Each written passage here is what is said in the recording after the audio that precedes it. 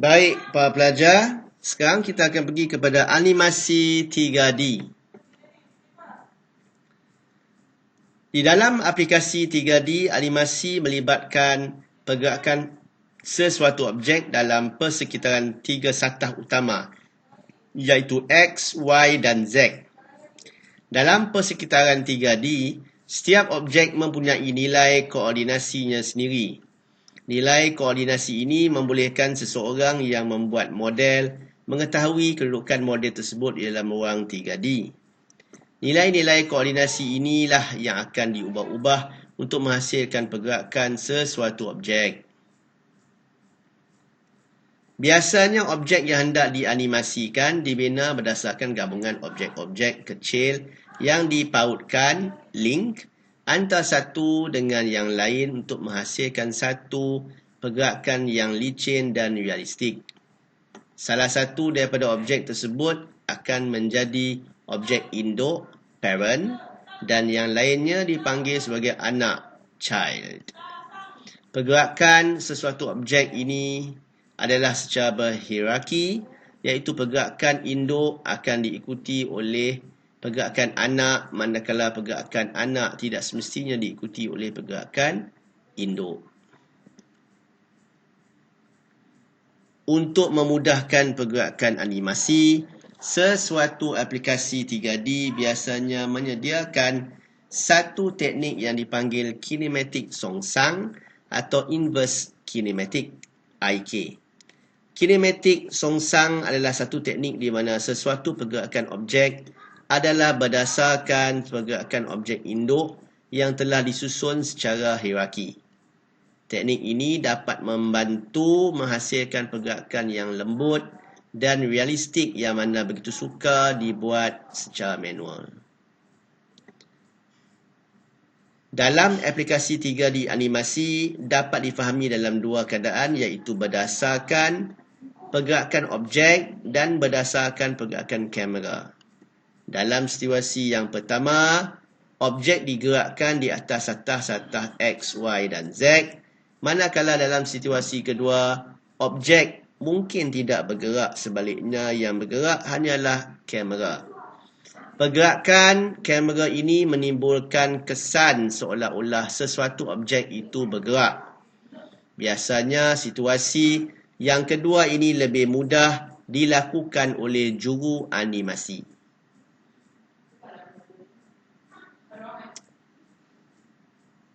Baik, kita pergi kepada latar belakang. Animasi dalam 3D adalah satu proses melakukan pergerakan sesuatu objek atau sudut pandangan dalam sesuatu jarak ruang mengikut arah 3 dimensi. Animasi dalam aplikasi 3D lebih menarik jika dibandingkan dengan animasi 2D kerana ia kelihatan lebih realistik dan kompleks. Dalam dunia animasi 3D, animasi boleh dibahagikan secara umumnya kepada dua bentuk, iaitu animasi objek dan animasi kamera. Kedua-dua bentuk animasi ini boleh dikategorikan kepada dua jenis, iaitu frame by frame animation, twinning animation. Animasi objek berlaku apabila berlaku pergerakan sesuatu objek di dalam sesuatu ruang. Animasi kamera pula berlaku apabila berlaku pergerakan pada kamera. Dalam hal ini ia adalah sudut pandangan pengguna, menampakkan seolah-olah sesuatu benda itu bergerak atau pengguna itu merasakan seolah-olah ia sedang bergerak.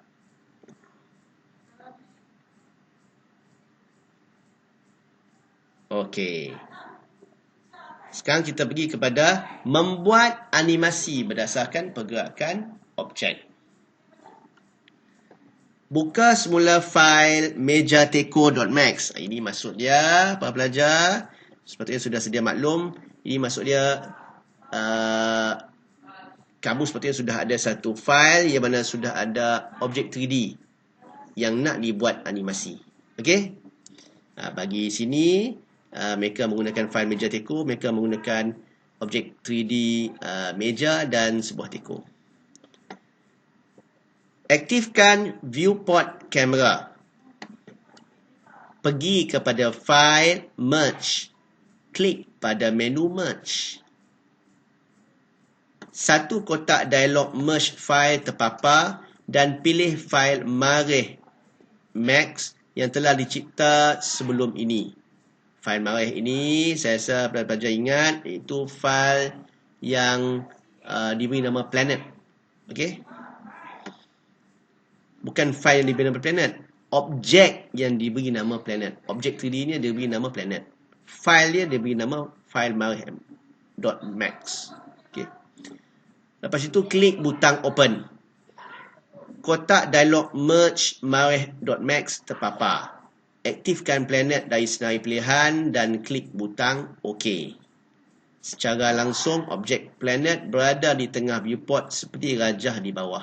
Okey. So dia nak mergekan file meja teko dengan file mareh. So sekarang ni kamu boleh nampak ada di gambar rajah ini ada meja, ada teko dan ada file mareh. Okay. Aktifkan objek planet, okay, yang bulat warna pink ni planet, dan klik select and scale tool pada main toolbar. Klik tertikus dan seret tertikus ke arah dalam objek planet untuk mengecilkan saiznya. Ni para pelajar boleh cuba nanti, senang saja. Okey, klik select and scale. Mula-mula klik objek planet dulu. Selepas itu baru klik select and scale.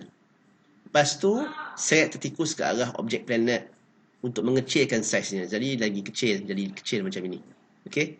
Sekarang ini kamu boleh lihat planet itu jadi kecil. Okey, berbanding dengan meja dan teko. Okey.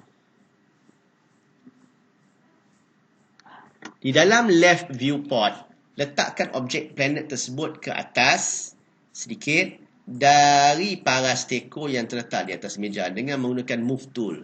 Lihat rajah di bawah. So, guna move tool, bawa planet, objek planet tersebut di atas di sini. Okey. Pada bar animation control, klik pada butang time configuration yang ditunjukkan pada rajah di bawah. Okey, ini butang time configuration. Ingat ya, ini butang penting untuk bar animation. Okey. Satu kotak dialog time configuration terpapar. Pada bahagian animation, masukkan angka 0 pada ruang start time dan angka 100 pada end time. Ini akan meletakkan animasi anda kepada 100 frame. Klik OK untuk menutup kotak dialog. Okey. So, tetapkan bahagian animation start time dia 0, end time dia 100, kemudian klik butang OK. Okay. Kemudian, aktifkan objek planet. Pada bar animation control, okay, klik butang auto key. Ini butang animation control, klik butang auto key, klik. Dengan menggunakan time slider, klik anak panah ke kanan dan bergerak ke frame 50. Okey, ada anak panah, ada time slider. Maaf, ada time slider. Bawa dia kepada frame 50. Anda juga boleh naik terus angka 50 ke dalam kotak current time. Okey, ini kotak current time. Type di sini 50 pun boleh. Ataupun gerak guna time slider. Yang mana yang anda suka. Klik ikon move tool dan aktifkan front viewport. Gerakkan sfera sehingga ia mengenai bahagian atas teko di atas meja. Lihat rajah di bawah. So tadi, planet tadi, sfera tadi ada di atas. Bila current time jadi 50, kita gerakkan sfera tersebut, planet tersebut pergi kepada teko. Okey. Kemudian, dengan menggunakan time slider, klik anak panah ke kanan dan bergerak ke frame 70. Atau menaikkan terus angka 70 ke dalam kotak current time. Okey. Selepas itu, current time anda tukar pada 70. Ataupun gerakkan time slider kepada frame 70. Okey. Selepas itu, gerakkan objek teko dalam bentuk putaran dengan menggunakan rotate tool pada paksi Z dan gerakkan sedikit ke depan dengan menggunakan move tool. Bagi objek planet pula, gerakkan sedikit ke atas. Lihat rajah di bawah. So, teko kita gerakkan menggunakan bukan gerakkan, maaf. Objek teko kita putarkan. Okey, menggunakan rotate tool pada paksi Z. Manakala dan move dan gerakkan ke depan menggunakan move tool. Okey, gerakkan ke depan sikit menggunakan move tool. Okey, guna rotate tool dan guna move tool. Lepas tu objek planet pula kita gerakkan sikit ke atas. Okey, ke atas teko. Seperti rajah inilah. Ini semua dilakukan apabila kotak current time berada pada frame 70. Okey. Selepas itu, dengan menggunakan time slider, klik anak panah ke kanan untuk bergerak ke frame 100. Atau menaipkan terus angka 100 ke dalam kotak current time. Okey. Selepas current time telah anda tetapkan kepada angka 100, gerakkan objek planet jauh ke kanan dan gerakkan juga teko ke depan dengan keadaan seperti yang asal. Lihat rajah di bawah. Okey, so teko tu ubah balik, rotate balik seperti keadaan asal. Lepas tu objek planet itu ubah dia guna move tool ke bawah meja. Okey. Maaf, bukan ke bawah meja, ke bawah sedikit, ke belah kanan. Okey, seperti ikut rajah lah. Okey, seperti rajah. Bawah ke tepi meja lah. Okey, seperti dalam rajah.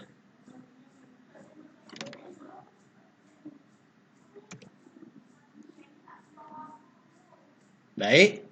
Selepas itu, cuba mainkan animasi yang telah anda buat dengan menggerakkan time slider atau butang play pada bar animation controller. Okey. Mudah saja. Tekan play di sini. Untuk menyunting animasi, aktifkan objek planet. Klik panel motion pada command panel.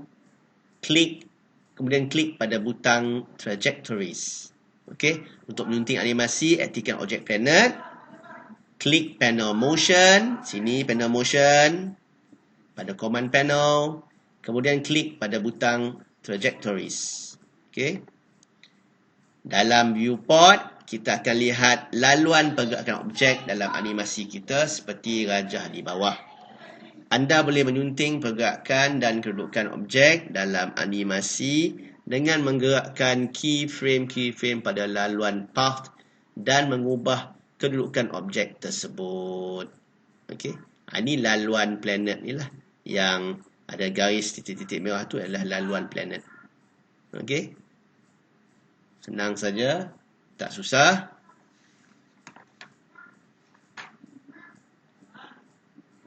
Okey. Selepas itu anda boleh simpan fail meja teko anda. Simpan fail animasi anda. Okey.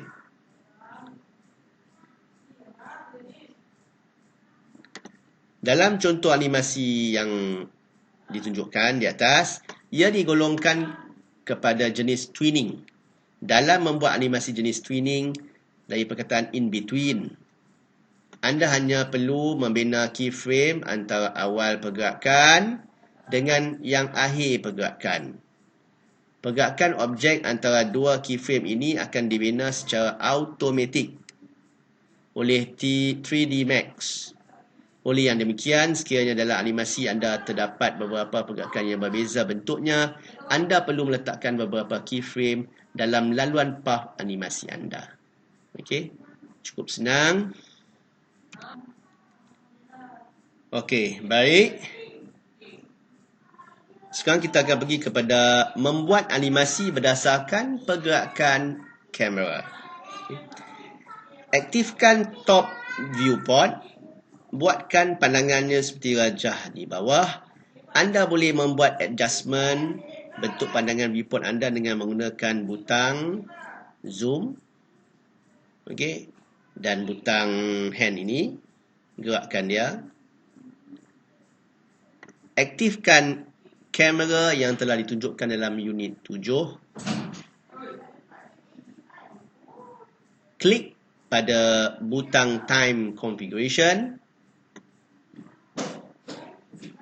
Setkan start time kepada 0 dan end time kepada 200.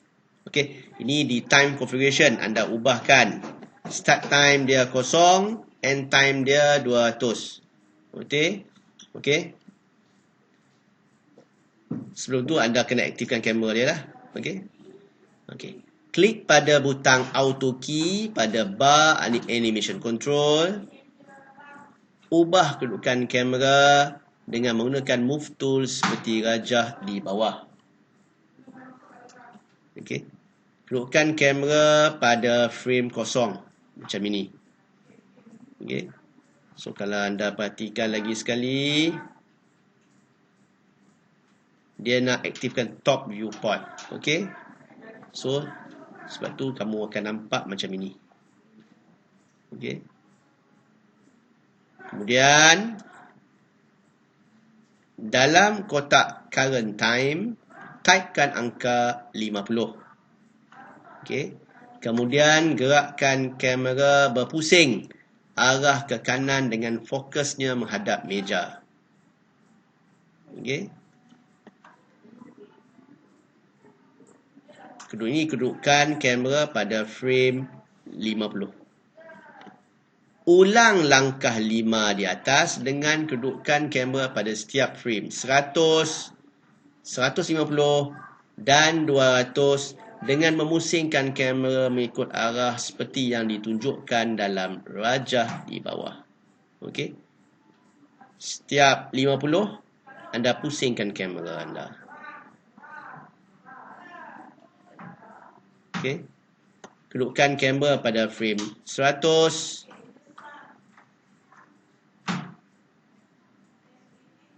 Kedudukan kamera pada frame 150. Dan akhir sekali kedudukan kamera pada frame 200.